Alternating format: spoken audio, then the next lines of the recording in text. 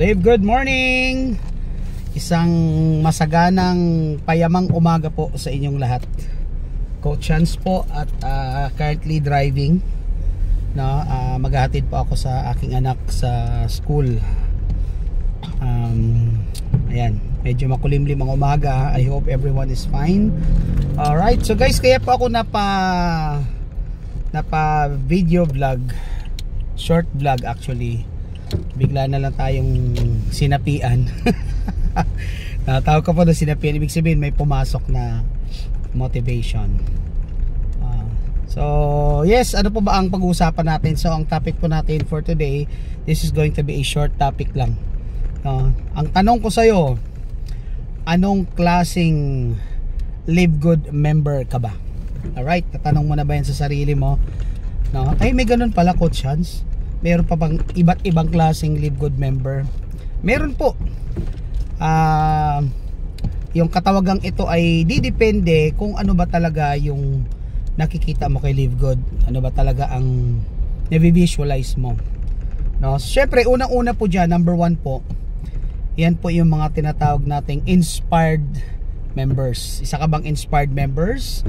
Inspired ka bang bumangon araw-araw? Inspired ka bang kumausap? Inspired ka bang bawat araw ay may magawa kang resulta na magpapalapit sa iyo sa pangarap mo? No? Ang tanong ko, Chance, paano ba ako maging motivated? Paano ba ako maging inspired?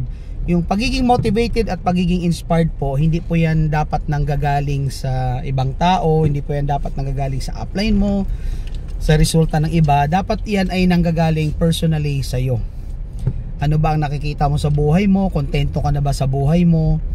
Okay na ba sa iyo yung mga resulta mo ngayon? Kasi kung okay na sa iyo at ginagawa mo pa rin si Live Good, well, maraming dahilan po yan, no?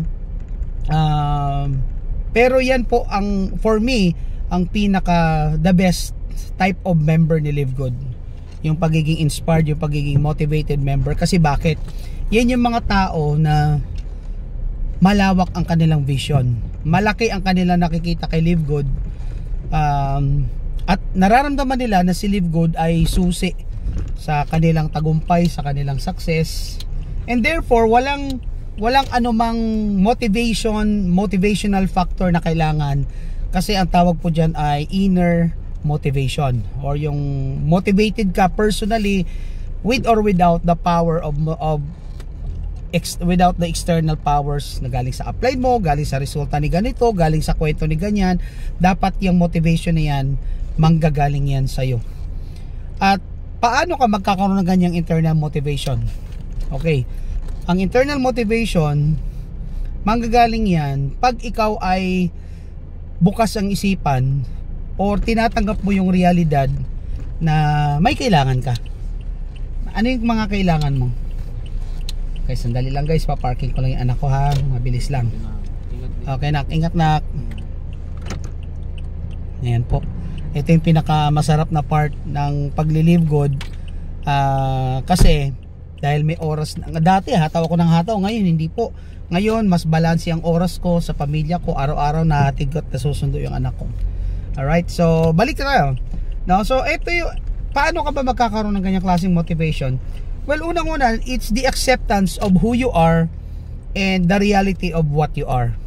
Kasi guys, pag in denial tayo na kailangan natin ng tulong, in denial tayo na hirap tayo sa buhay, in denial tayo na marami tayong kulang sa buhay, and we keep on pretending, ang nangyayari, para tayo nagkukunwari, para nating niloloko yung sarili natin, no? But in reality, maraming palang kulang sa'yo. Kaya sabi namin if you want to be motivated, hindi mo na kailangan lumayo, hindi mo na kailangan tumingin ka lang sa realidad mo, sa pamilya mo. Kung may magulang ka pa, may edad na sila, ano ba ang future nila bilang magulang mo? Can you give them a happy retirement? Kung may anak ka, can you give your son, your daughter a great future, a bright future? Now, if the question is hindi, then be realistic. At pag naging realistic ka, unti-unti marirealize mo, hindi mo kailangan ng motivation, ang kailangan mo lang maging realistic na kailangan mo ng tulong. At is dapat tanggap mo ang realidad na si Live Good ang makakatulong sa iyo. I mean, marami namang ways. pwede kang magstay sa pagiging empleyado, pagiging OFW, walang question po doon. But ang point ko lang is be realistic, okay? So ang tanong, motivated member ka ba? Visionary member ka ba? Okay, number 2. Live Good member number 2. Pasensya na kasi live to, no? Live Good member number 2. Ito naman po yung mga mapagbigay na members. Ano yung mapagbigay na members? Sila yung sumali kay Live Good kasi gusto lang pagbigyan yung kaibigan, kamag-anak na nag-imbita. Masabi lang na nag-member sila, but in reality, ito yung mga klase ng mga members na hindi po talaga binigyan ng chance ang sarili na aralin si Live Good. Sila yung may pera lang, pinagbigyan ka lang, sila yung okay lang, manalo matalo, importante na pagbigyan kita. So, okay lang naman yan, walang question doon. Kasi if you notice, Live Good is actually a membership and subscription business. So, okay lang yon. Ang tip ko lang sa'yo, kung ikaw ay mapagbigay na klase ng member, number 1, keep your subscription active. No? Kasi who knows, though hindi natin pinapangako yung spillover, but who knows, sa kakatulong mo doon sa kaibigan na nag-imbita sa'yo, ay maging dahilan pala yan para kumita ka ng extra. Marami kasi sa atin nagsimulang ganun eh. Pinagbigyan ka lang, then nagugulat sila, may natatanggap silang monthly. Kasi ganun nga po ka-powerful si Live Good, no? Pero again, wag mainip ha. So kung mapagbigay ka lang, okay lang yan. But tip ko sa'yo, total mapagbigay ka na rin lang naman sa mga nag-invite sa'yo, edi maging matulungin at maging mapagbigay ka na rin sa mga tao na kapalibot sa'yo. Sino yon? Sila yung mga kaibigan mo, kakilala mo, kamag-anak mo na walang-wala sa buhay. Bakit hindi mo gamitin yung membership mo, yung pagiging member mo kay Live Good para mas makatulong sa kanila? Bakit hindi mo i-share sa kanila yung mga video presentation? Bakit hindi mo sila invite sa Zoom? Ang punto ko lang, pasensya na kayo, nakapambahay ako ha. Ang punto ko lang dyan, andyan ka na rin lang naman eh. Nagsasubscribe ka na rin lang naman monthly, then why not use that potential? Kasi who knows, maaring ikaw hindi mo pa nakikita yung ganda ni Live Good, pero who knows, dahil sa pagsali mo, may mga kaibigan, kamag-anak, kapatid, magulang ka na matulungan mo. Malay mo mas malawak ang vision nila, malay mo mas agila sila sa'yo, malay mo meron kang dalawang kaibigan mapasalin, mas matindi ang pangangailangan sa'yo, mas matindi ang pangarap sa'yo. Malay mo, dahil sa pagiging mapagbigay mo sa nag-imbitang kaibigan, kamag-anak o kakilala mo, malay mo ikaw pa yung maging channel of blessing para magbago ang buhay nila. Imagine mo, makaimbita ka lang 2 or 5, don't forget, you're earning $25 for every person na sasali sa grupo mo. At malay mo, dahil sa simpleng concept na gusto ko lang mapagbigyan kaibigan ko, pero sinare mo yung video, ikaw ang maging way para magbago ang buhay ng kaibigan at kakilala mo. Alright? Number 3. Baka ito ka na nag-aabang ka pa, ano kaya? Ito naman yung tinatawag nating mga happy subscribers. Happy subscribers, ang ibang tawag po dito, abangers. Yung iba naman, waiters, waitress. Please don't get me wrong, wag po kayo magtatampo ha kung yun po yung naging katawagan. Ang punto ko lang naman, no, marami kasi sa atin dito, yun talaga ang bottom line talaga. Ang sikreto talaga para maging successful ka dito is nasa lalim ng pang-unawa mo sa negosyo eh. No, yung iba dito sumali lang kasi na-excite lang sila. Sumali lang kasi kikita daw, wala raw gagawin, no? Sumali lang sila kasi partly mapagbigay din silang members. Wala pong problema doon. I mean, hindi po natin kino-question kung anong klaseng member ka. Number 1, continue your subscription active. Kasi katulad ni mapagbigay na member, what if nagkaroon ng spillover? Oo, kaklaruin ko lang guys, ang spillover po, no, ay hindi po kasama sa complan. Ang spillover po ay hindi po ipinapangako ng upline. Kaya sa mga nag-i-invite na uplines, please wag nyo rin po ipapangako na pag sumali sila, yayaman sila. Wala pong ganon. Okay? Dito, nangyayari yung spillover kasi masipag yung taong nasamahan mo. Tandaan mo, ang nagbibigay po ng spillover, hindi po yung system. Okay? Ang spillover po, nanggagaling po yan dun sa taong sinamahan mo, sa upline mo, at sa upline niya, sa upline, sa linya mo, paibabaw, paitaas. No? Ang punto ko lang dyan, kaibigan, huwag kang mainip. Kasi, I'm sure naman, yung tao na nasa ibabaw mo, nagsisipag. It's just that, hindi kasi tayo nakakapag-assign kung saan natin ilalagay ang spillover. So, kung hindi man agad maibigay sa'yo, huwag tayong mainip. Darating yan. No? Basta, number 1, continue mo yung subscription mo. Ang problema sa iba, wala na ngang iniimbita, wala na ngang ginagawa, medyo makulit pa, nanunumbat pa, kailan ako magkakaspill over, kailan ako ganyan. Guys, hindi mo kailangan isumbat yan sa tao. Unless, ang ipinangako sa'yo, sali ka lang, wala kang gagawin, akong bahala sa'yo. Kaya wag po natin ipapangako yung ganon. Ang sinasabi ko lang, kaibigan, kapatid, walang masama sa pagiging waiter, sa pagiging happy subscriber. Yun lang, wag ka pong mainip. No? Wag po tayong mainip, wag po tayong maiinis. Kasi wala ka namang ginagawa eh. At lalong-lalo na, wag tayong mainggit sa mga nagkakaresulta. Kasi, malay mo, habang tulog ka, sila humahataw. Malay mo, habang nagpapahinga ka, sila nasa biyahe, nagpapakapagod, nagpapakapaos. So, it's fair na wala ka at meron sila. Kasi sila yung nagtatanim. Alam niyo naman po, the law of the universe, kung sino lang ang nagtatanim, sila lang yung may pwedeng anihin. Ang lagay, wala kang ginagawa. Tatalo na lang sa yung isda ay yung mga kaibigan mo namimingwit, at yung iba naman ay naghagis na lambat, ikaw nakaupo ka lang sa gilid. So, you get my point.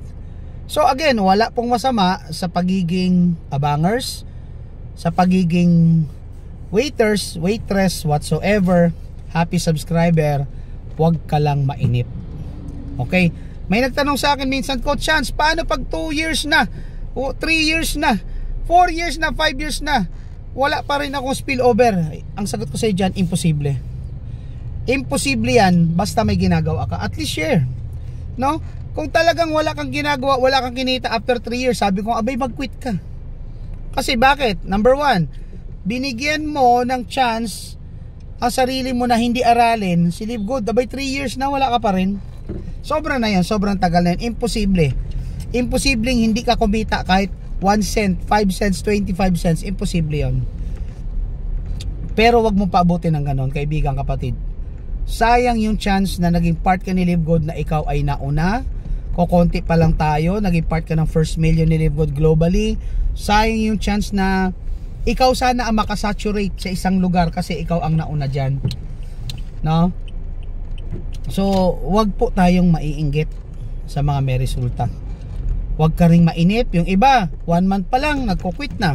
2 months pa lang, nagkukwit na. Again, it's your choice. Wala pong pipilit sa'yo. Hindi po namin kayo pwedeng pigilan kasi kami naman, kahit naman mag-quit po lahat ng downlines namin, tuloy-tuloy po kami. Kasi, kami yung mga visionary and motivated leaders at nakikita po namin kung anong naghihintay sa ating kay Live Good. Di ba? So ngayon, napag-isip-isip mo na ba kung anong klaseng member ka? Again, walang masama doon.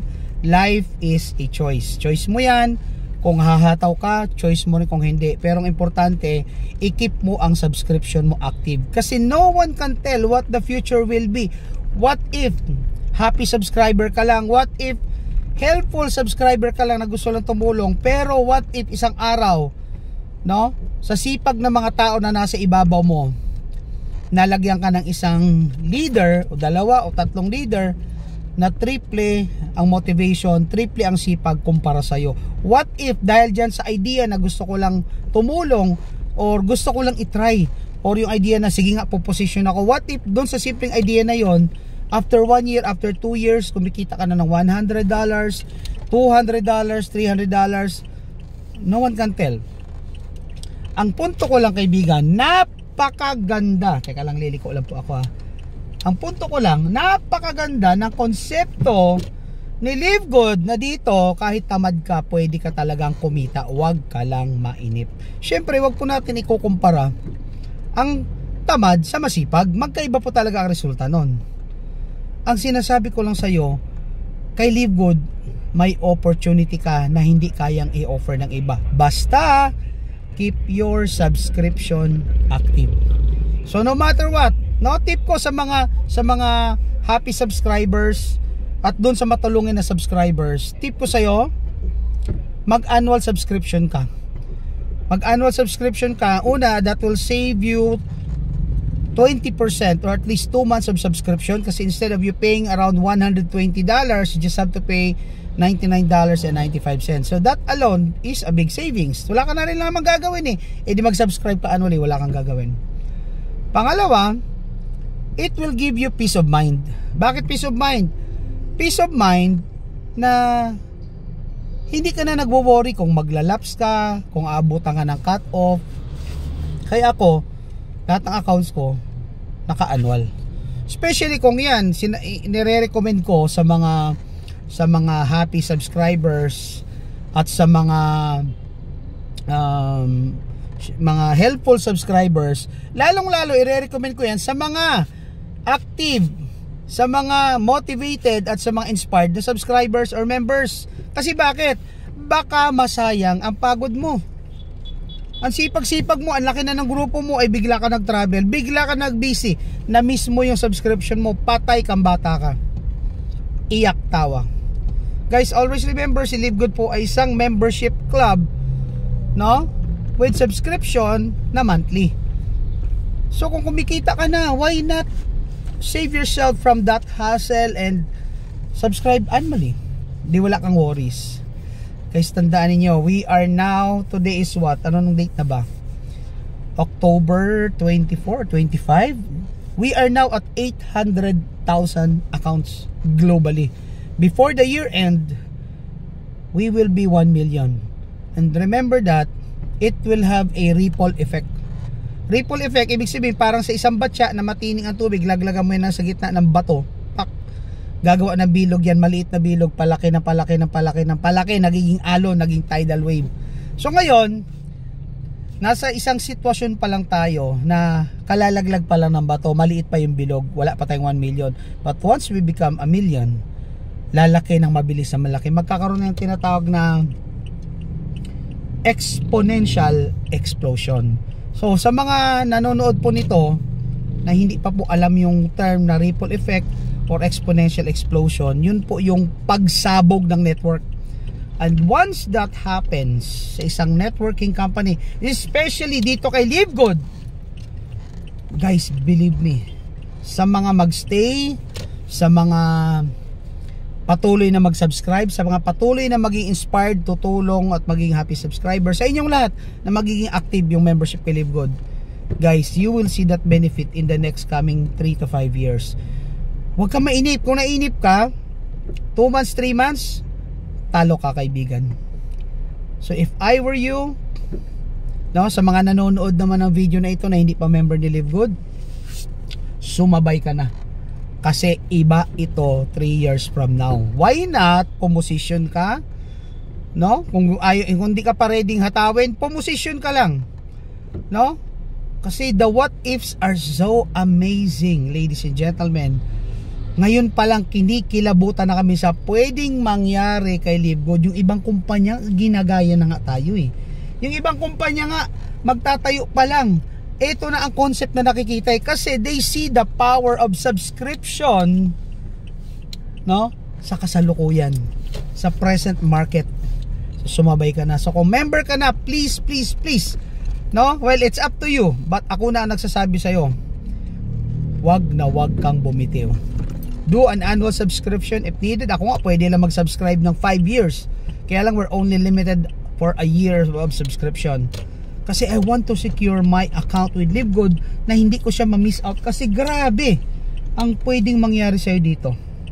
So anong point ko, kapatid? Ang point ko, unawain mo si Live Good. Kasi kaya marami dito hindi gumagalaw. Marami rito happy subscribers. And that can happen. Ganun talaga.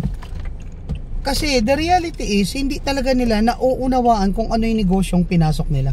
Hindi talaga nila nauunawaan kung ano ba si Live Good at gaano ito kaganda na pwede itong magpabago sa buhay nila in the next coming years.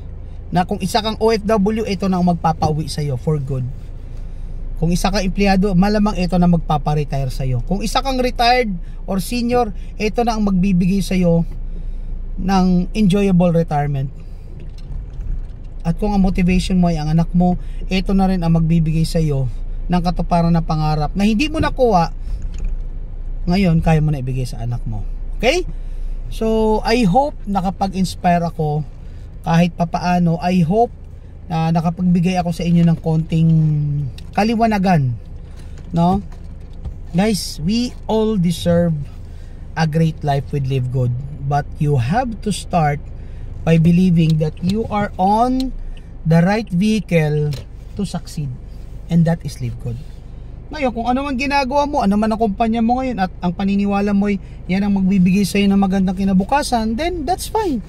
But what I'm telling you right now is that open up your mind with the possibility that Live Good can that be the company you're looking for na magbibigay talaga sa iyo ng magandang kinabukasan.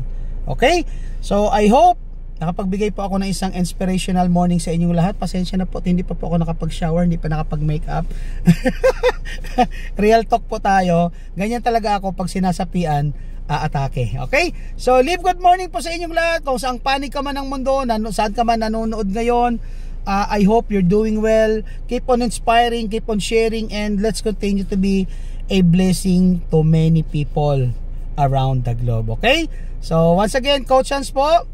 And don't forget to subscribe my channel, Coach Hans. See you at the top. God bless. Woo!